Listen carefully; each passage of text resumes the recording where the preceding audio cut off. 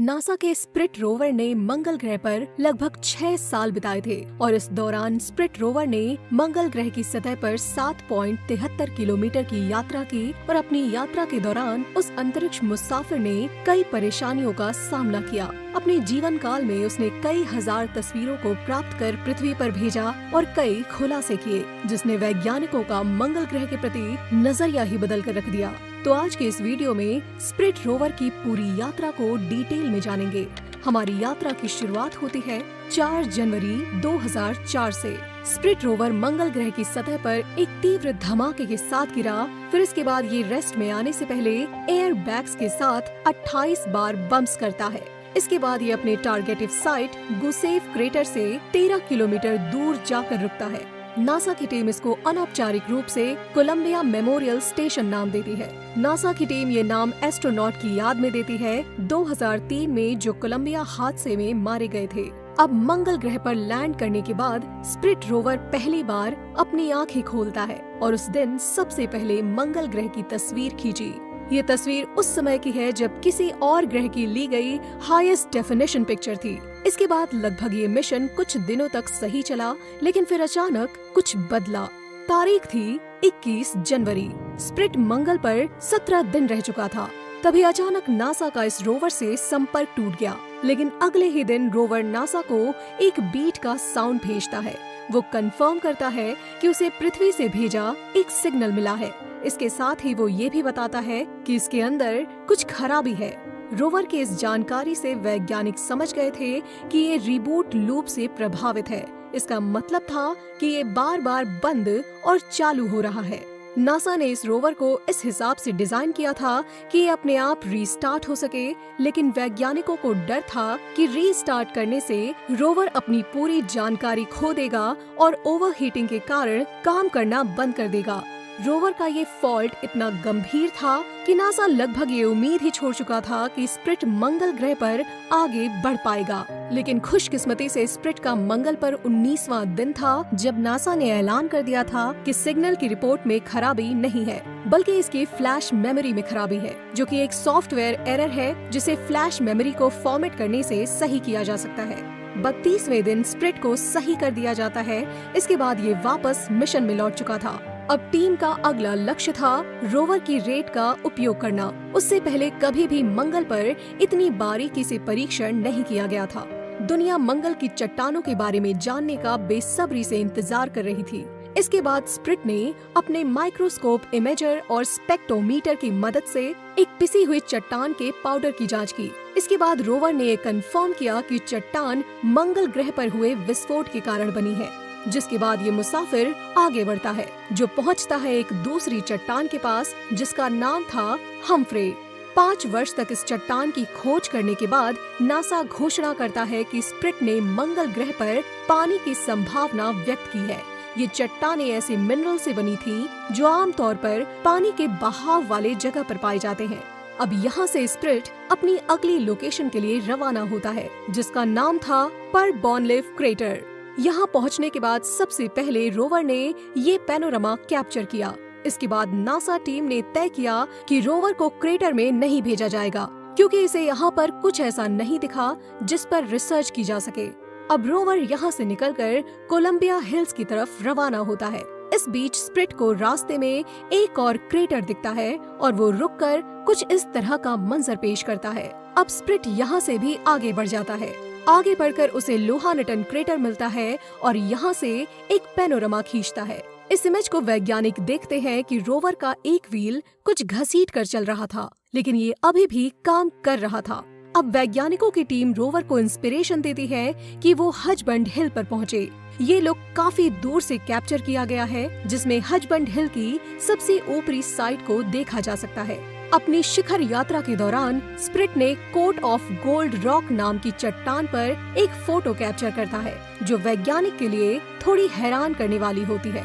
ये मुसाफिर चट्टान की इन्वेस्टिगेशन करता है और देखता है कि मंगल ग्रह पर हेमेटाइट की मौजूदगी है, जो इस ओर इशारा करती है कि कभी मंगल ग्रह पर पानी की मौजूदगी रही होगी।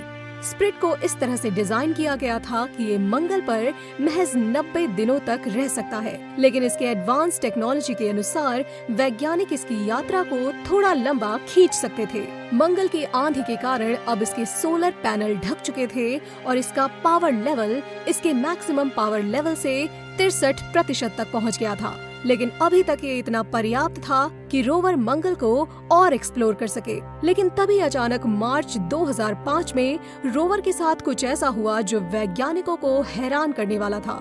एक बड़ा हवा का झोंका स्प्रिट के पैनल पर लगी धूल को हटा देता है, जिसके कारण इसकी बैटरी लेवल 93% तक पहुंच जाती है और इसके सही काम करने के लिए जो बिल्कुल सही था।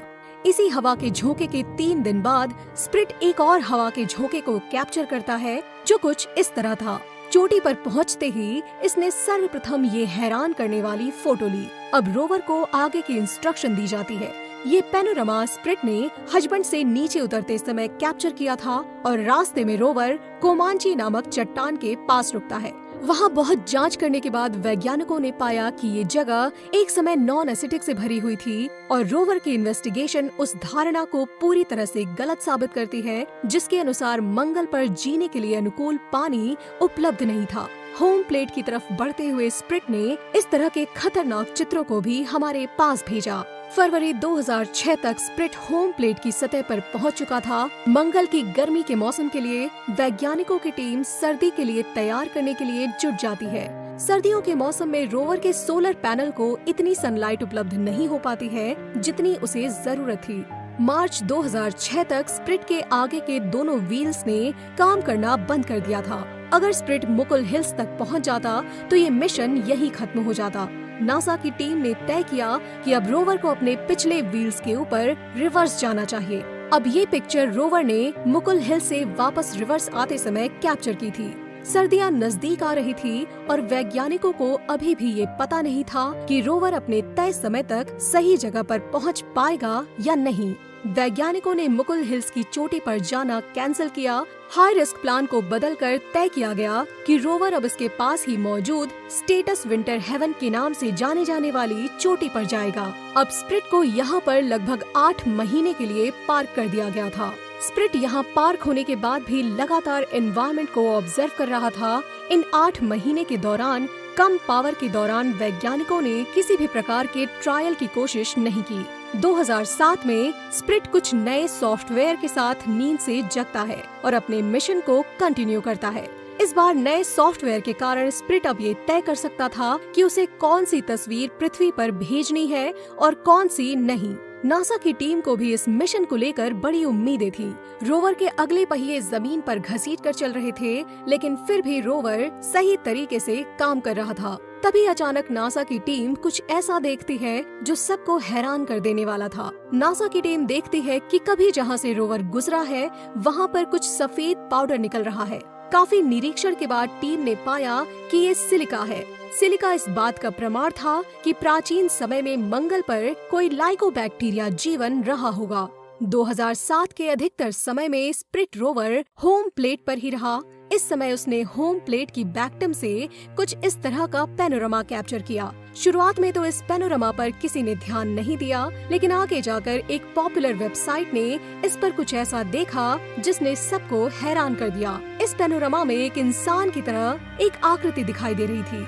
इसके बाद दुनिया भर में इसको लेकर कई बातें बनी। किसी ने ये कहा कि ये एलियन है, तो किसी ने ये कहा कि ये इंसानों की तरह कोई दूसरा जीव है। लेकिन वैज्ञानिकों ने इन सब बातों को नकारते हुए और इसके पीछे का कारण बताया पेरेडोलिया थ्योरी, जिसमें हम इंसानों को कभी कभी किसी चीज के होने का भ्रम होता है। जून 2007 के अंत तक मंगल ग्रह पर धूल भरे तूफान आने शुरू हो चुके थे। 20 जुलाई तक रोवर कम पावर के कारण सिस्टम फेलियर की प्रॉब्लम फेस करने लगा। तो स्क्रीन पर दिख रही तस्वीरों में से पहली तस्वीर उस समय की है जब मंगल पर तूफान नहीं आ रहे थे, जबकि दूसरी मंगल पर तूफान आने के समय की है। दोनों में फर्क साफ तौर पर देखा जा सकता है। रोवर की मुश्किलों के बाद नासा एक निराशाजनक स्टेटमेंट जारी करता है। नासा कहता है कि हम अपने रोवर को इस तरह रूट कर रहे हैं कि वो इस तरह की गुफाओं में सरवाइव कर सके, लेकिन वो इस तरह से डिजाइन नहीं किया गया है कि वो इतनी खतरनाक परिस्थितियों में रह सके। इस समय असली प्रॉब्लम थी स्प्रिट का हीटिंग सिस्टम, जिसे ऐसे तैयार किया गया था कि खुद को इंटरनली हीट करता था। लेकिन इन तूफानों के कारण इसके सोलर पैनलों पर धूल जम चुकी थी। इस धूल के कारण ये इतनी एनर्जी प्राप्त नहीं कर पा रहा था कि खुद को इतना गर्म रख सके। लेकिन खुशकिस्मती से अगस्त आते आते ये तूफान कम हो चुके थे और अब स्प्रिट को इतनी हीट मिल रही थी कि वो खुद को एक सेफ लेवल तक गर्म कर सके। नासा ने तय किया कि जब तक ये तूफान पूरी तरह शांत नहीं होते तब तक रोवर को स्लीप मोड में रखा जाएगा। लेकिन 10 नवंबर तक ये तूफान वापस आने लगते हैं। लेकिन अब तक रोवर की बैटरी एक क्रिटिकल लेवल तक पहुंच चुकी थी। नासा को अभी भी उम्मीद थी कि स्प्रिट इन तूफानों से निकल जाएगा और उन्होंने रोवर के अधिकतर इंस्ट्रूमेंट बंद कर दिए ताकि ये पावर सेव कर सके। अब तक स्प्रिट 3 महीने तक इस तरह की परिस्थिति में रहा और इस दौरान नासा की टीम लगातार ये कोशिश करती रही कि इसकी एनर्जी और इसके फंक्शन में इस तरह का बैलेंस सेट कर सके कि ये काम करता रहे। फरवरी 2009 में स्प्रिट को किस्मत का एक झोंका लगता है। एक हवा के झोंके के साथ इसके सोलर पैनल पर लगी सारी धूल साफ हो जाती है। अप्रैल 2009 तक इसकी और अधिक सफाई हो चुकी थी और इसके पावर लेवल उस जगह तक जा चुकी थी जहां से अपनी यात्रा को पुनः शुरू कर सके। लेकिन बदकिस्मती से नासा जैसे ही रोवर को चालू करती है, वो पाते हैं कि रोवर का एक पहिया मुलायम रेत में फंस चुका है।